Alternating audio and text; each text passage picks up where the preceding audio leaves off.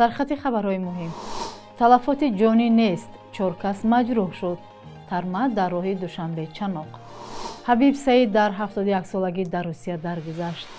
زلنسکی به ختم عادلانه جنگ در کشورش امیدوار است.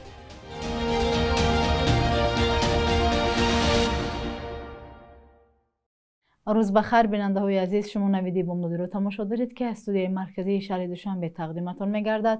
امروز پنجشنبه 23 ینور. 4 مسافر در راه دوشنبه خوجند در زیر ترما یا بهمن مانده آسیب دیدند. حادثه روز 22 ینور رخ داد. نمایندگان ایرس، مسئولین نگاهبین و جمع‌آوری پول در این راه گفتند بلندی ترما 4 و پهنیش زیاده از 40 متر بود. با اطلاع منبع، کارمندان ایرس و ماموران کمیته حالت‌های فوق‌العاده راننده مرسدس و مسافران را از زیر ترما بیرون آوردند. خوشبختانه تلفات جانی نیست. 4 مسافر که جراحت جسمانی برداشتند به بیمارخانه انتقال داده شدند. حالا راه باز و حرکت تمام نماد نقلیات تامین است، خبر داد منبع. هر سال در فصل زمستان و بهار فرآمدن ترما و سنگپاره در راه دوشنبه خوجند ثبت شده بارها باعث به تلفات و بستن راه گشته است. حکومت مسئولیت نگاهبینی راه پولکی را از سال 2009 به شرکت ایرس داده است. صاحب شرکت معلوم نیست. نویسنده، روزنامه‌نگار و بلوگ‌نویس حبیب سعید که سالها باز در اینترنت به تبلیغ و معرفی تاریخ، ادبیات، موسیقی و چهره‌های نمایان تاجیکستان مشغول بود، در 71 سالگی در ارینبورگ درگذشت. او در سالهای 90 در ایام جنگ داخلی تاجیکستان به روسیه رفته تا آخر عمر در آنجا ماند. خبری درگذشته حبیب سعید روز 22 ینور توسط شخصان نزدیک به او در شبکه‌های اجتماعی نشر شد. تاکنون ده‌ها از زیر آن شرح گذاشتند. حبیب سعید در سالهای اخیر سلسله بلوگ و صحیفه‌ها را در بخش ادبیات، سیاست، فرهنگ و خادمان معروف تاجیکستان در اینترنت گردانندگی می‌کرد. حبیب سعید زاده شهر دوشنبه و ختم کرده دانشگاه کشاورزی است، اما پیشه‌های زیادی را آزموده است. کفشگر، چیلونگر، گئولوگ، مهندس، کارمند نشریه هفتگنج و شورای سیاسی رادیو تاجیکستان بود. او سال 2019 در صحبت با رادیو آزادی گفته بود که بعد کوچیدنش به روسیه کارو در کارخانه روغنکشی نیز تجربه کرد، ولی سکته قلبی شد و بر نفقه برآمد و به کار ایجادی برگشت. در بعضی از نهادهای دولتی تاجیکستان روز 21 ینور تغییراتی کادری صورت گرفت. امامعلی رحمان رئیس جمهوری تاجیکستان چند وزیر و راهبران نهادهای علاهیده را از منصب آزاد و به جای آنها نفران دیگر را تعیین کرد. نمایندگان مخالفان بیشتر این را جای وسکنی کادرهای کهنه می‌دانند. خبرنگاران آزادی این نوبت از ساکنان پرسیدند که به نظرشان کدام ساحه به تغییرات کادری نیاز دارد. پاسخ را یکجا می‌بینیم. کادرهای راهبری کننده شخصی انتخاب کردن در کار که از عهده کار میبرایند، وجدان صاف، دل پاکیزه، شعوری تازه داشته باشند، نسبت به کار دلسوز باشند، نسبت به شکوفایی مملکت مهربان و دلسوز باشند. همیدار به کار قبول کنند. حاضر یک انانه رفته است که بیشتر جوانان را به کار میگیرن، به وظیفه میگیرن. این بد نیست، لیکن کهنسال‌ها را هم فراموش کردن در کار نیست، چون که کهنسال‌ها روزگار دیدند، کار دیدند، چشم کار دارند، به همین خاطر از کلانسالان استفاده بردن در کار. تاجیکستان همه چی هست، همین خیلی کمبودی نیست، انشالله همش نقده، همش هست میرسه. یکی از ساحه‌ای که تاجیکستان میتواند با قزاقستان و که دیگر دولت‌های خارج پیش رود، یعنی که با مثل آنها شود، این تغییرات الهه وارد کردن کادرهای بلند اختصاص، کادرهایی که در حقیقت آنها دانشگاه را با دیپلم سلخ تمام کردند، نه تقابازی و نه خشتواربازی. به نهایت خوب است شخصیتی که باسواد هست در ساحه خودش اگر فعالیت کند، پس این تاجیکستان با نزدیکی، یعنی که 10 سال بعد این به پاریژ مبادل میگرده، با شرطی که هر یک شخصی را که در وظیفه میمونند صافدلانه، چون پیشوای ملت میگه که صافدلانه عاقلانه فعالیت کنید، یعنی دوست دارید وطن رو. اگر دوست دارد وطن رو، از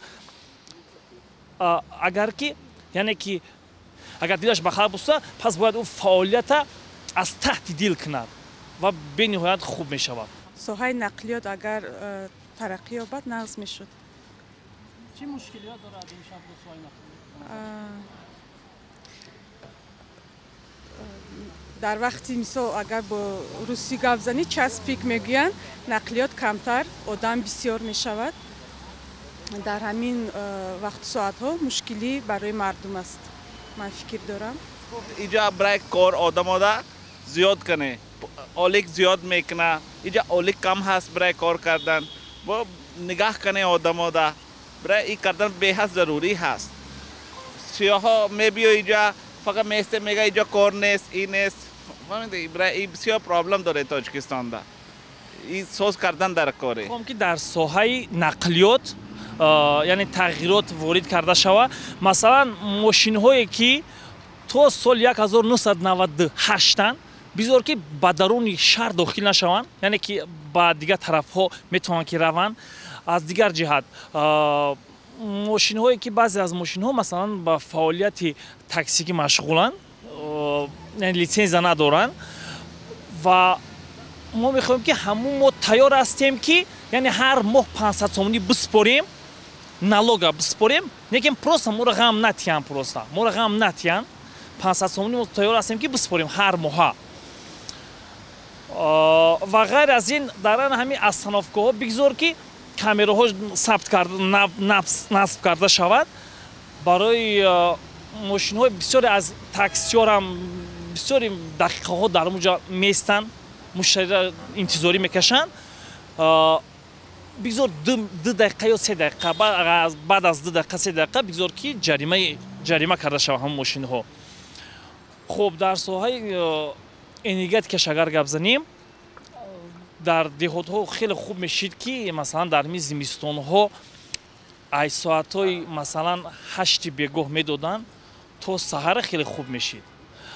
اگر که توانن اگر 24 ساعت باز این بهتر و خوبتر است.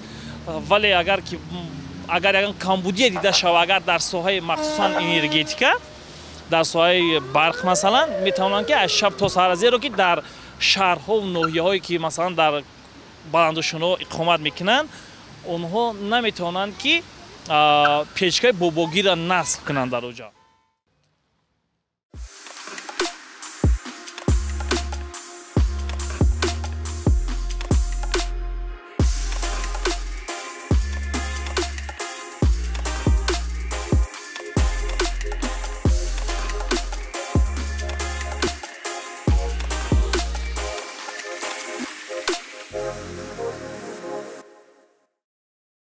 رئیس جمهوری اوکراین میگوید امیدوار است که پرزیدنت نوی آمریکا به جنگ روسیه علیه کشورش به طور عادلانه خاتمه میدهد.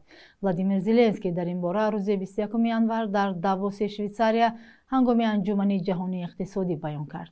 به قبل زلنسکی دونالد ترامپ رئیس جمهور آمریکا با او گفته است امسال برای پایان دادن به جنگ از تمام وسیله‌ها استفاده خواهد کرد. وی افزود اوکراین نیز میخواهد این جنگ در سال جاری پایان یابد، ولی نه تنها به زودی بلکه به طور عادلانه نیست. در همین حال دونالد ترامپ رئیس جمهور آمریکا هشدار داد که اگر ولادیمیر پوتین پرزیدنت روسیه با اوکراین به سازش صلح نرسد علیه مسکو تحریم‌های اضافی جاری خواهد کرد. اظهارات ترامپ روز 21 январ در جریان سخنرانیش در کاخ سفید و در پاسخ به سؤال خبرنگاران صدا داد. او همزمان از رئیس جمهور چین سی جین پینگ خواست که در ختم جنگ در اوکراین همکاری کند. چون همیشه در قسمت بخش یک روز تاریخ از مهمترین رویداد تاریخی برای امروز خبر می‌دهیم.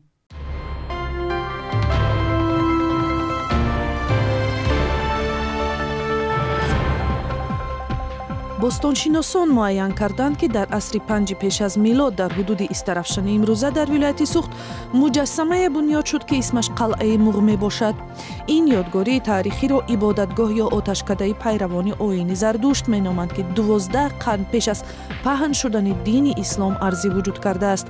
ба бовари таърихшиносон муҷассамаи таърихӣ ки эҳтимолан аз он замон то кунун хеле тағйир ёфтааст шоҳиди истилои искандари мақдунӣ ҳам будааст ки дар асри 3 пеш аз милод зиста то қаламравҳои имрӯзаи тоҷикистон омадааст. соати 5 субҳи 23 январи соли 1989 замин дар тоҷикистон сахт такон хурд ва деҳаи шарораи ноҳияи ҳисор тақрибан пурра зери хокулой монд. зилзиласанҷон гуфтанд шиддати ҷунбиши замин 6 то 7 дараҷаи рихтерро ташкил дод. теппаи беш аз 15 метраи хоб болои 10 манзилро барои абад пӯшонд. дар ин фоҷиаи мудҳиш тамоми 200 сокини деҳаи шарора ҷон дод ва танҳо як тифли гаҳворабанд наҷот ёфт. исми ин кӯдакро ҳам баъди фоҷиа шарора гузоштанд. 23 январи соли 2009 нашрияи бритониёи Guardian нависандаи тоҷиктабори Афғонистон Холид Ҳусайниро машҳуртарин муаллиф дар ҷаҳон дар соли 2008 номид ва асарҳояш Бодпаракбоз ва Ҳазор хуршеди тобонро дар феҳристи даҳгонаи беҳтарин ворид кард. қиссаҳои нависандае ки зидди нобаробариву ишғолгариҳои артиши шӯравӣ ва Толибон мубориза бурдааст, ба даҳҳо забон тарҷума шуда мавриди истиқболи филмсозони Ҳолливуд ҳам гардид. субҳи имрӯз қурби рубл 2 сомонӣ боло рафта, Бонки миллӣ 1000 рублро ба 112 сомонӣ муқаррар кардааст. 100 евро ба 1142 сомонӣ ва 100 доллар ба 1093 сомонӣ.